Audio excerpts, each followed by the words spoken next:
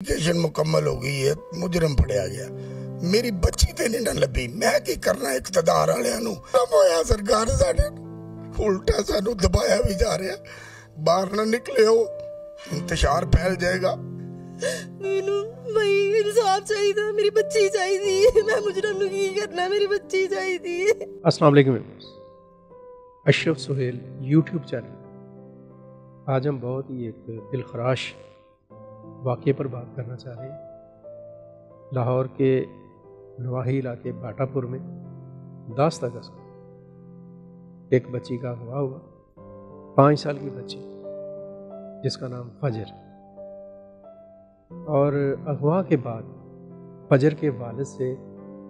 اغوا کنندگان نے جنہوں نے بچی کو اغوا کیا تھا وہ تاوان کا مطالبہ کیا، اور پھر یہ ہوا کہ پولیس نے جب انویسٹیگیٹ کیا، اس کا فالو اپ کیا اس سارے واقعے میں، تو پتہ یہ چلا کہ اغوا کرنے والے نے بچی کا گلا دبا کے اس کو مار ڈالا اور اس کی لاش جو ہے وہ باہر کھیتوں میں ویرانے میں تھی۔ جب مجرم سے مزید انویسٹیگیشن ہوئی اور جہاں پہ اس نے لاش کو پھینکا تھا اس جگہ پہ جا کے تلاشی لی گئی تو بچی اس حالت میں ملی، اسے ہم اس پر اللہ تعالیٰ معاف فرمائے، کہتے ہیں کہ بچی کی ہڈیاں ہی مل سکیں، اس کے بال ملے، اور اس باڈی کو انہوں نے فرانسک ٹیسٹ کے لیے بھجوا دیا ہے پولیس نے۔ اب یہ جو واقعہ ہے اس کی تکلیف دہ جو صورتحال ہے، یہ دلدوز واقعہ جو ہے، یہ اس کا ایک پہلو ہے۔ اس سے بھی خوفناک اور کربناک اور تکلیف دہ پہلو یہ تھا کہ بچی کو اغوا کرنے والا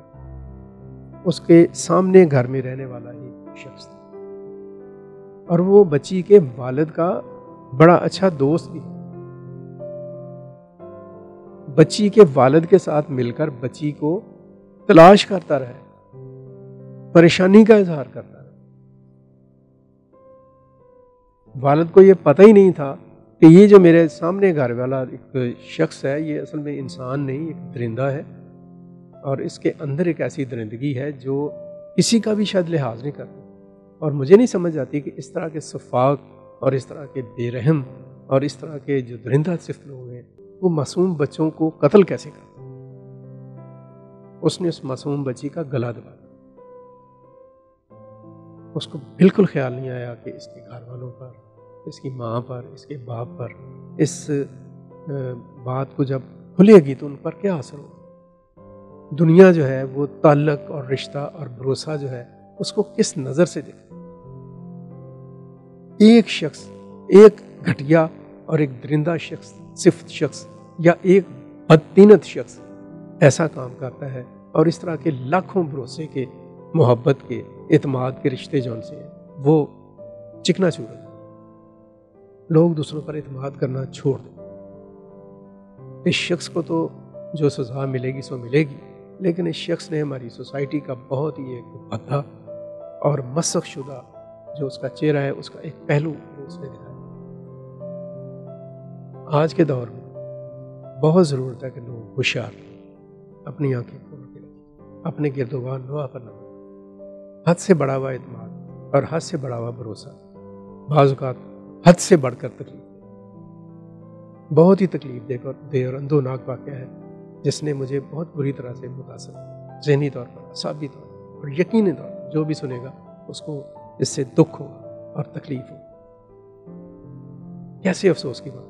پتہ یہ چلا ہے کہ جو مجرم ہے اس نے آلریڈی بھی بچی کے والد سے کوئی 10 لاکھ روپے کی رقم لی ہوئی تھی ادھار کے طور پر، کام کاروبار کرتا، اور اس کو ذرا شرم نہیں ہے کہ اس کی معصوم اور پھول جیسی بچی، 5 سال کی بچی